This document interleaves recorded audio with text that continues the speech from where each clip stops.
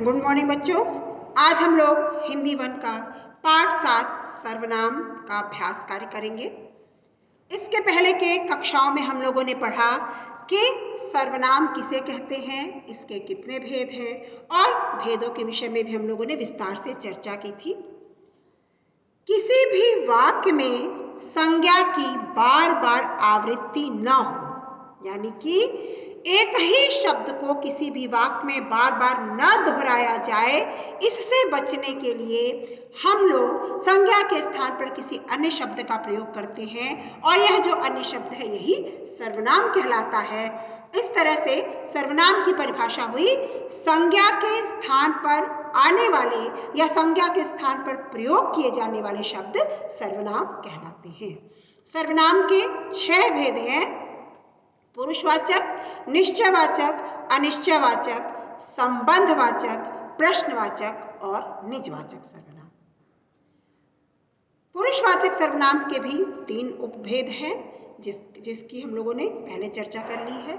आइए हम लोग इसके अभ्यास कार्य करते हैं। पेज नंबर 36 पे आप लोग देखिए। पहला वाला है, निम्नलिखित प्रश्नों के उत्तर दीजिए। सर्वनाम की परिभाषा दीजिए। संज्ञा के स्थान पर प्रयोग किए जाने वाले शब्द सर्वनाम कहलाते हैं, जैसे मैं, तुम, वह, आप आदि। फिर सर्वनाम के कितने भेद हैं, प्रश्न है, उनके नाम व उदाहरण दीजिए। लेकिन इस प्रश्न को हम लोगों ने थोड़ा सा परिवर्तित कर दिया और प्रश्न है, सर्वनाम के कितने भेद हैं, उनके नाम लिखिए। तो सर्वनाम के 6 भेद हैं और उनके नाम क्रमशः हमने कई बार बताए हैं। आप स्टडी मटेरियल से देख करके, याद करके तब लिखेंगे इसे। निश्चयवाचक तथा अनिश्चयवाचक सर्वनाम में अंतर बताइए। जिस सर्वनाम शब्द से किसी निश्चित व्यक्ति या वस्तु का बोध होता है उसे निश्चयवाचक सर्वनाम कहते हैं, जैसे यह कितनी सुंदर है। इस तरह से और भी कोई उदाहरण आप लिख सकते हैं। और अनिश्चयवाचक सर्वनाम, जिस सर्वनाम शब्द से किसी निश्चित व्यक्ति या वस्तु का बोध न हो उसे अनिश्चयवाचक सर्वनाम कहते हैं, जैसे दाल में कुछ पड़ा है, कोई वहां खड़ा है। इस तरह से आप कोई भी उदाहरण दे सकते हैं। फिर संबंधवाचक और निजवाचक सर्वनाम आप लोगों ने पढ़ा है, इसे आप मौखिक रूप से याद करेंगे।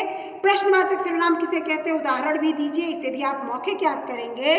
हम लोग चौथा प्रश्न लिखेंगे, संबंधवाचक सर्वनाम किसे कहते हैं। संबंधवाचक सर्वनाम वे सर्वनाम होते हैं जो सर्वनाम शब्द 2 बातों में संबंध जोड़ते हैं, जैसे जैसा, वैसा, जो, सो। जैसा करेगा वैसा भरेगा, जो बोएगा सो काटेगा।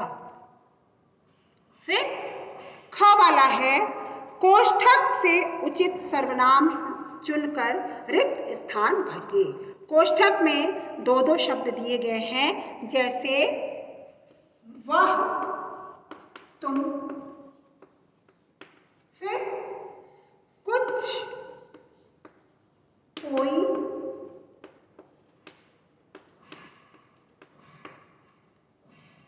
क्या, कहाँ, यह, कौन। नहीं, स्वयं। पहला वाक्य है, डैश कहाँ थे। खाली स्थान दिया हुआ है और वाक्य है कहाँ थे। इन दोनों में से वह कहाँ थे तो नहीं होगा, तुम कहाँ थे। तो यहाँ पे हम लोग लिखेंगे तुम कहाँ थे। फिर दूसरा वाक्य है, छत पर खाली स्थान है, कुछ या कोई, तो छत पर कोई है। छत पर कोई है। तीसरा, तुम खाली स्थान खा रहे हो। विकल्प है क्या और कहाँ। सही विकल्प होगा तुम क्या खा रहे हो। तुम क्या खा रहे हो। फिर चौथा वाला है, खाली स्थान निमित्त का विद्यालय है। विकल्प है यह और कौन।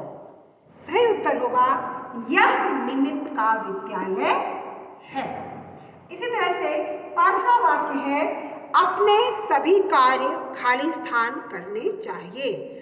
विकल्प है नहीं और स्वयं। तो अपने सभी कार्य स्वयं करने चाहिए। सही विकल्प यहाँ पे लिखेंगे अपने कार्य स्वयं करने चाहिए। ग और घ वाला आप एक बार स्वयं प्रयास कीजिएगा। अगली कक्षा में हम इससे फिर से बताएंगे। तब तक के लिए आप इन सारे अभ्यास कार्य का अभ्यास करेंगे, लिखित और मौखिक दोनों रूप से। धन्यवाद।